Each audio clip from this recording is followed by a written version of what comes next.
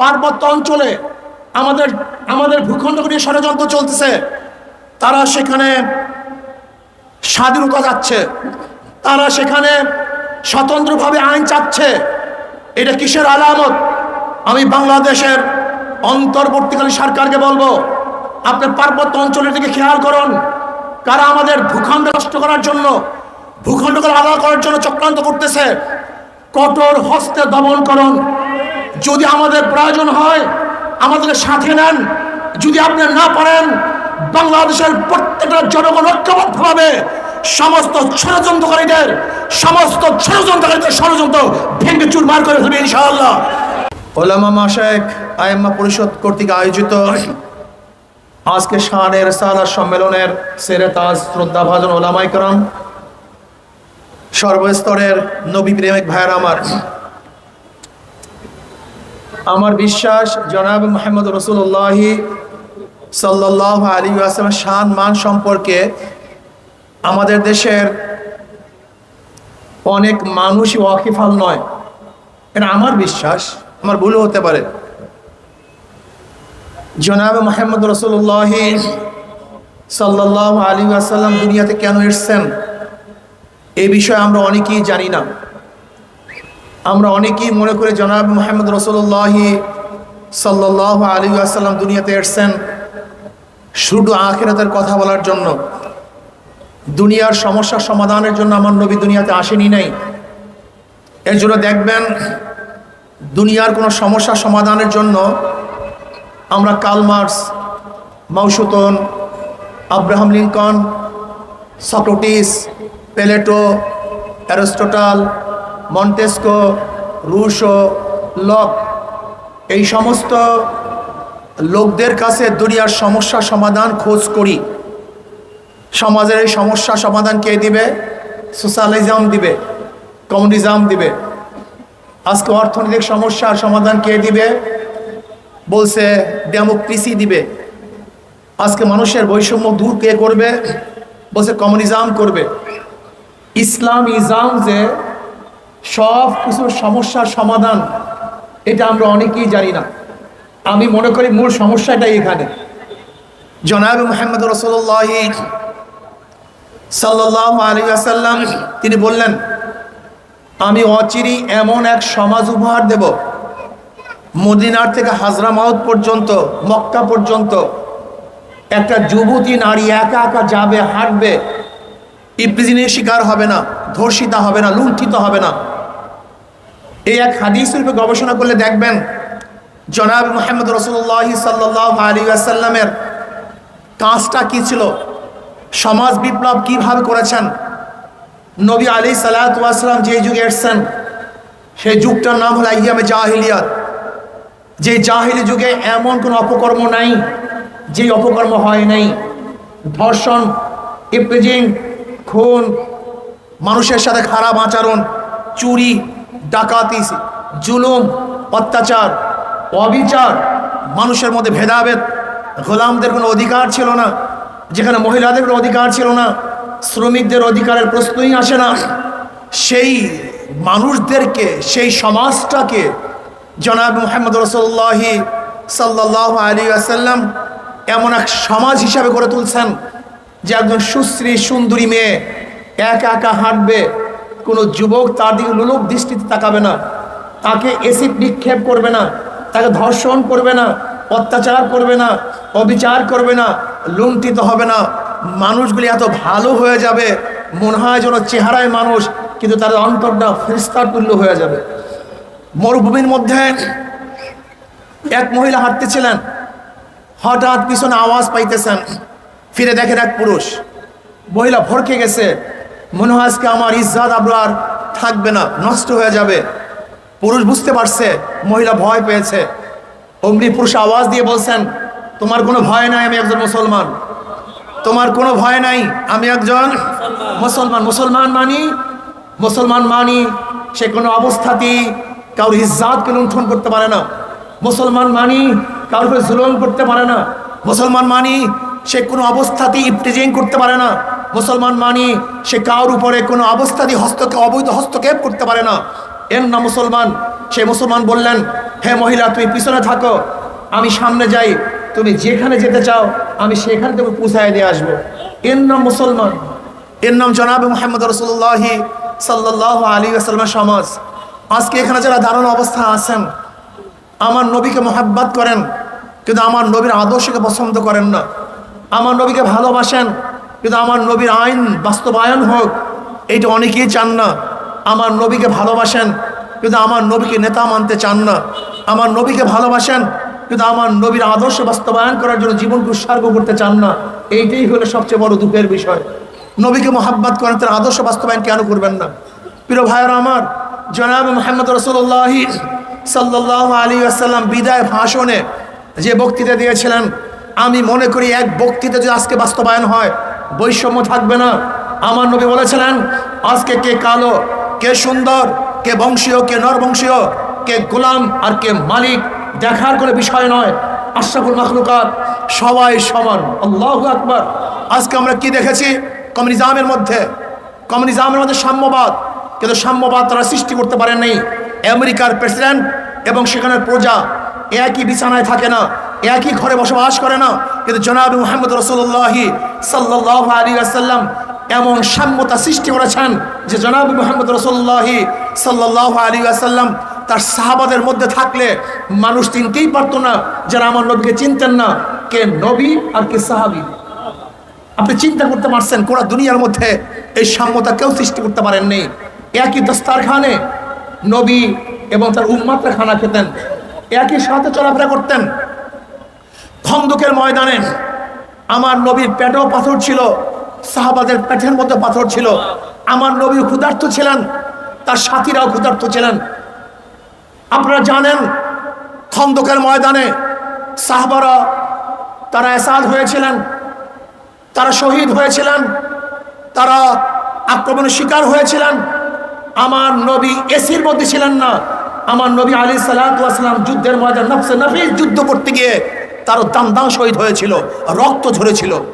জনাব মুহাম্মদ রাসূলুল্লাহ সাল্লাল্লাহু আলাইহি ওয়াসাল্লাম শুধু আপনার মতো আমার মতো বয়ান করতেন না, বরং যা বয়ান করতেন বাস্তবে তা নিজে করতেন। এর নাম আমার নবীর আদর্শ, নবীর চরিত্র। আমি বিশ্বাস করি আজকে যদি জনাব মুহাম্মদ রাসূলুল্লাহ সাল্লাল্লাহু আলাইহি ওয়াসাল্লাম নীতি অ্যাপ্লাই করা হয়, তার অর্থনীতি অ্যাপ্লাই করা হয়, আমি আল্লাহর কসম করে বলতে পারি আগামী 10 বছরের মধ্যে সমস্ত গরিবরা দরিদ্র সীমার উপরে চলে যাবে। একজন গরিবও থাকবে না, আমি চ্যালেঞ্জ দিয়ে বলতে পারি। বর্তমানে পুঁজিবাদী অর্থনীতি এটা ধনীকে ধনী বানায়, গরিবকে গরিব বানায়। উদাহরণস্বরূপ আজকে আপনি ব্যাংকে যাবেন, ভাই আমাকে 1 লক্ষ টাকা লোন দেন, ব্যাংকওয়ালা বলবে মর্গেজ দেন। আপনি বলবেন ভাই আমি তো গরিব মানুষ, মর্গেজ নাই, তো আপনাকে কিভাবে মর্গেজ দেব? ব্যাংক বলবে টাকা আপনার জন্য না, যার আছে টাকা তার জন্য। টাকা কার জন্য? যার আছে তার জন্য। তাহলে ধনীকে দ্বিতীয়বার ব্যাংক ধনী বানিয়েছে। আবার মাঝে মাঝে লোন মাফ, ইন্টারেস্ট মাফ। তাহলে একজন ধনী 4 বার ধনী হয়েছে। আগের থেকে 1 লক্ষ টাকা ছিল, ব্যাংক তাকে 1 লক্ষ টাকা দিছে, যে নিছে তারই লোন মাফ, তার ইন্টারেস্ট মাফ।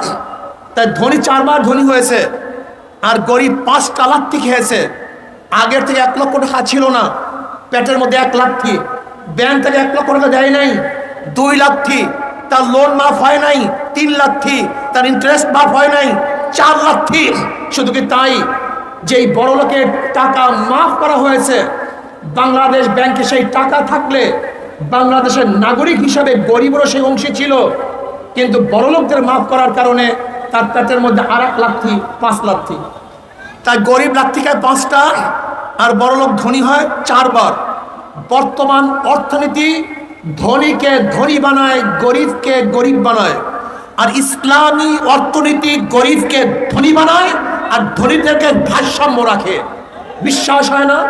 ইসলামী অর্থনীতি সব গরিবদের জন্য, জাকাত গরিবদের জন্য, ফিতরা গরিবদের জন্য, সদকা গরিবদের জন্য, ওশর গরিবদের জন্য, দান গরিবদের জন্য। গোটা ইসলামের অর্থনীতি গরিবদেরকে ধনী বানাবার জন্য।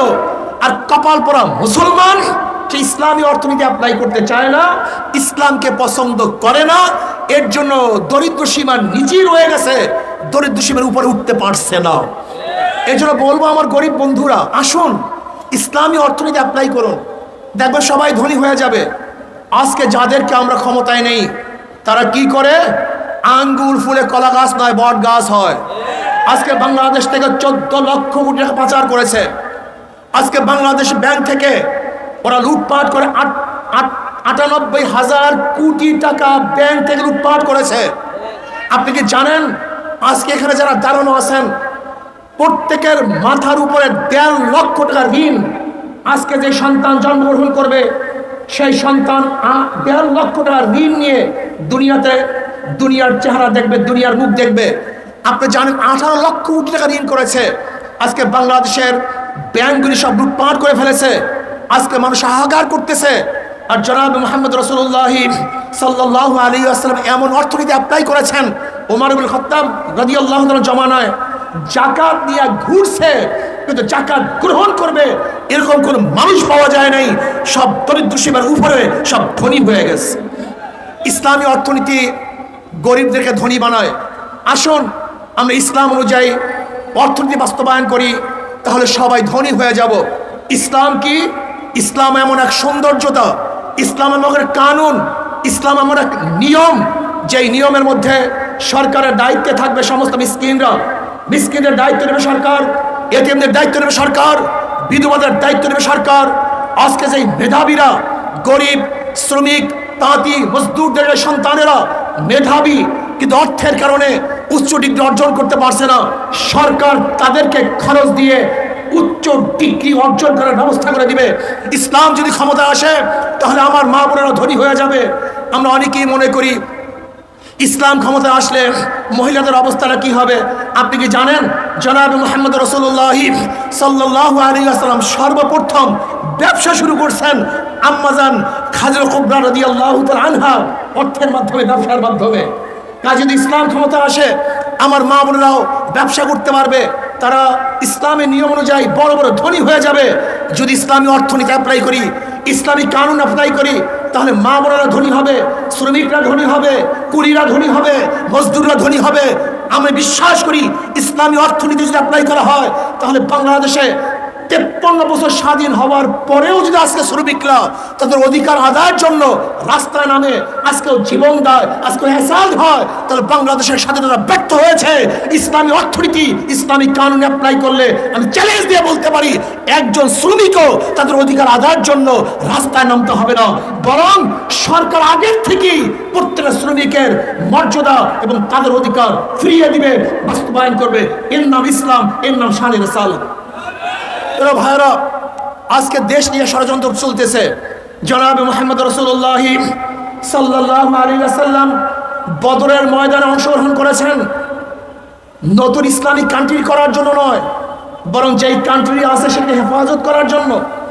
উহুদের মধ্যে অংশগ্রহণ করেছেন নতুন ইসলামী বিপ্লবের জন্য নয়, বরং যে ইসলামী হুকুমত আছে সেইটাকে সংরক্ষণ করার জন্য। খন্দকের ময়দানে অংশগ্রহণ করেছেন মদিনাকে সংরক্ষণ করার জন্য। আজকেও আমাদের ভূখণ্ড নিয়ে ষড়যন্ত্র চলতেছে। মনে রাখতে হবে পার্বত্য অঞ্চলে আমাদের ভূখণ্ড নিয়ে ষড়যন্ত্র চলতেছে। তারা সেখানে স্বাধীনতা চাচ্ছে, তারা সেখানে স্বতন্ত্রভাবে আইন চাচ্ছে। এটা কিসের আলামত?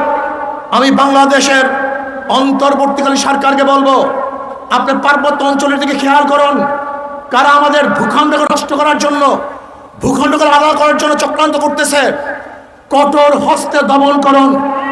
যদি আমাদের প্রয়োজন হয় আমাদেরকে সাথে নেন, যদি আপনি না পারেন বাংলাদেশের প্রত্যেকটা জনগণ ঐক্যবদ্ধভাবে সমস্ত ষড়যন্ত্রকারীদের ষড়যন্ত্র ভেঙে চুরমার করে ফেলবে ইনশাআল্লাহ। আজকে সেখানে আমাদের বাংলাদেশের নাগরিকদেরকে সেটেলার বলতেছে। আমি মনে করি পার্বত্য অঞ্চল বাংলাদেশের ভূখণ্ড, ওখানে আইন চলবে। বাংলাদেশের অন্যান্য জেলার মধ্যে যে আইন, পার্বত্য অঞ্চলে একই আইন চলবে। ভিন্ন কোনো আইন পার্বত্য অঞ্চলের জন্য করা যাবে না। এরপর আসুন, অন্তর্বর্তীকালীন সরকার আজকে জীবন দিয়েছি আমরা রক্ত দিয়েছি আমরা, জীবনের মায়া ত্যাগ করে রাস্তায় ছিলাম আমরা। আর আজকে সংস্কারের জন্য যে উপদেষ্টা নিয়োগ করতেছেন, সেই উপদেষ্টাদের মধ্যে আলেম নাই। এই দেশের মাটি ও মানুষের সাথে যাদের জীবন, যাদের মরণ, যাদের কেনাডার মধ্যে বেগম পাড়া নাই, সেই আলেম প্রতিনিধিদেরকে যদি আপনি সংস্কারের জন্য অন্তর্ভুক্ত না করেন, তাহলে আমি মনে করব আপনি বৈষম্য করতেছেন, আপনি ওলামাদের সময় বৈষম্য করতেছেন। এদেশের 92% মুসলমানদের দাবি ও দাওয়ার সাথে, তাদের আকাঙ্ক্ষা আশার সাথে আপনি গাদ্দারি করতেছেন। যদি আলেম কোনো প্রতিনিধি প্রত্যেকটা সংস্কারের মধ্যে না থাকে, তাহলে আমরা এই প্রতিনিধি মানি না, আমরা এই কমিটি মানি না। এই কমিটি প্রত্যাখ্যান করতে হবে। এদেশের মাটি ও মানুষের সাথে যাতে সম্পৃক্ত, নারীর সাথে যাতে সম্পৃক্ত, সেই ওলামায়ে কেরামকে অবশ্যই সেখানে রাখতে হবে। আজকে আমরা দেখলাম শিক্ষা ব্যবস্থা সংস্কারের জন্য যেই কমিটি গঠন করা হয়েছে, সেই কমিটি এদেশের মাটি ও মানুষের আশা আকাঙ্ক্ষার বাস্তবায়ন ঘটাতে পারবেন না। কাজে আমাদের দাবি যদি উপেক্ষা করেন, আমাদের দাবি যদি আপনি উপেক্ষা করেন, আমি অন্তর্বর্তী সরকারকে বলবো, যদি এই ওলামায়ে কেরাম বাংলাদেশের 92% মুসলমান আপনার বিরুদ্ধে আওয়াজ তুলে, আপনি 1 সেকেন্ডও গতিতে থাকতে পারবেন না। কাজে এদেশের মাটি ও মানুষের সাথে বেঈমানি করবেন না, তাদের মতের খেলাফ কোনো কাজ করবেন না। আশা করি ইসলামী আইন বাস্তবায়ন হলে এদেশের মানুষ শান্তি পাবে। জেলে, তাঁতি, কামার, ঋষি, চামার, শ্রমিক, মজদুর, ধনী, গরিব, শিক্ষিত, মূর্খ, পুরুষ এবং মহিলা, সমস্ত মানুষের অধিকার বাস্তবায়ন হবে। কাজে আল্লাহ পাক আমাদেরকে জনাবে মুহাম্মদ রাসূলুল্লাহ সাল্লাল্লাহু আলাইহি ওয়াসাল্লাম আদর্শ বাস্তবায়নের চেষ্টা করার এবং জীবন দেওয়ার তৌফিক দান করেন। আমা আলাইনা ইল্লাল বালাগ। আসসালামু আলাইকুম ওয়া রাহমাতুল্লাহি ওয়া বারাকাতুহু।